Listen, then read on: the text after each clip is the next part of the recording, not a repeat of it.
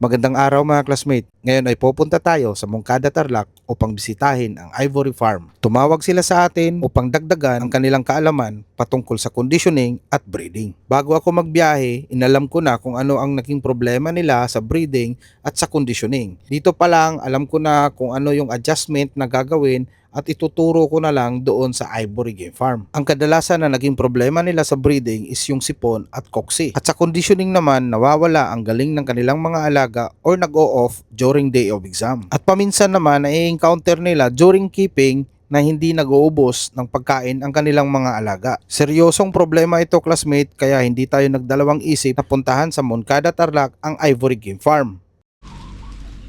So classmates, nandito na tayo sa Ivory. Ayan, may pa-merenda si sir.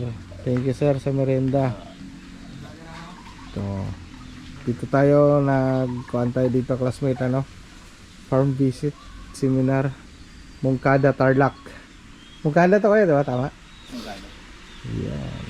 At habang nagli-lecture ako classmate, itong anak ni Kuya, siya naman yung taga-take note. So ito po yung dinidemo natin, yung Reload Max, kung paano na siya gamitin during pre-con, conditioning at sa day of exam. At ito rin yung na-observe ko doon kina Kuya Ivory. Kasi itong anak niya na lalaki classmate, napansin ko napakaganda magsulat. Bihira kasi sa lalaki yung maganda yung penmanship. So tinanong ko classmate, ito pala yung anak niya na lalaki is valedictorian. Kaya maganda talaga yung take note niya. Habang nagli-lecture ako, tinitake note niya yung mga importante at pinapasulat ko sa kanya at nauunawaan niya. At yung dalawang anak niya na lalaki, yun din pala ang katulong ni Kuya Ivory sa paghahanda ng kanilang mga alaga para isabak sa exam. Hindi po pagsusugal ang kanilang pangunahing layunin dito sa pag-aalaga, kundi ang kanilang layunin dito is hanap buhay at tulong-tulong sila mag-asawa at itong kanilang mga anak. Parehas din ng sistema na ginagawa ko doon sa aming farm na si Mrs. Rugby ang magbi-breed at yung aking mga anak naman po ay tumutulong sa mga gawain doon sa farm. Ganito kahalaga na dapat natin i-engage ang ating pamilya, lalong-lalo na po yung ating asawa, para mas maunawaan nila at makukuha natin ang kanilang mga suporta. Sa parting ito mga classmate, tinatalakay namin yung pre-conditioning, conditioning at lalong-lalo na yung 3D skipping at day of exam. After ng conditioning, dako naman kami dito sa usapang breeding. Ang napapansin ni classmate, pag nandito sila sa brooder ay malalakas, maliksi at malusog ang kanyang mga alaga. Pero once na ilapag na doon sa lupa,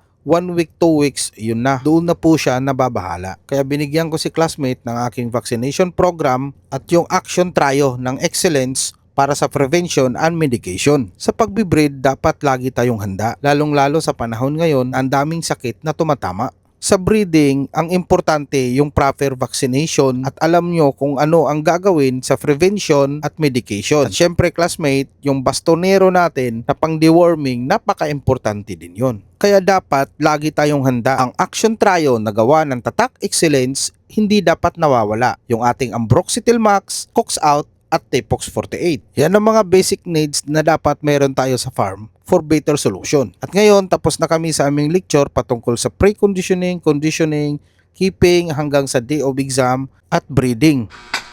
Showtime! Maraming salamat!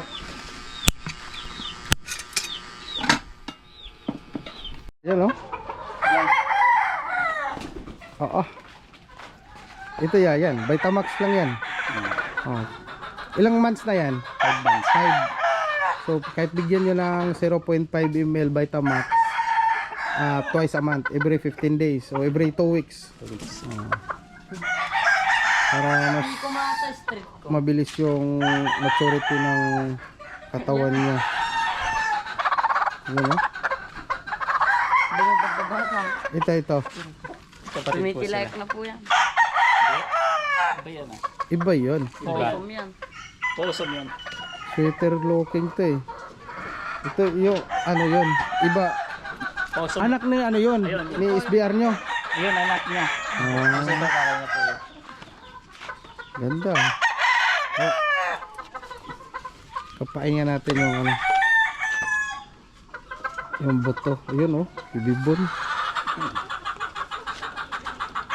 Siling. Kuno mo din. Bibibon. Ganda, malakas yan. Gwapo pa oh.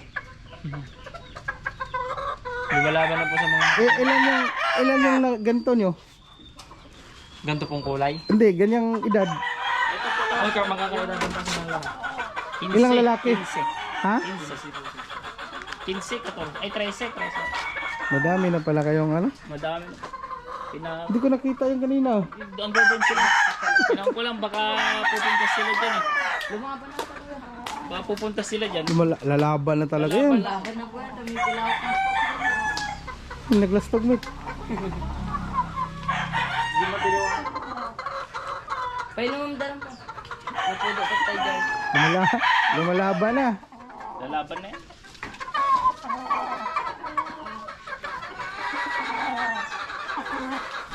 Laban na yun. Papaluin baka. Ako po'y taos-pusong nagpapasalamat. Maraming salamat Ivory Game Farm at congratulations po, nanalo sila agad. Yun lamang po. All right.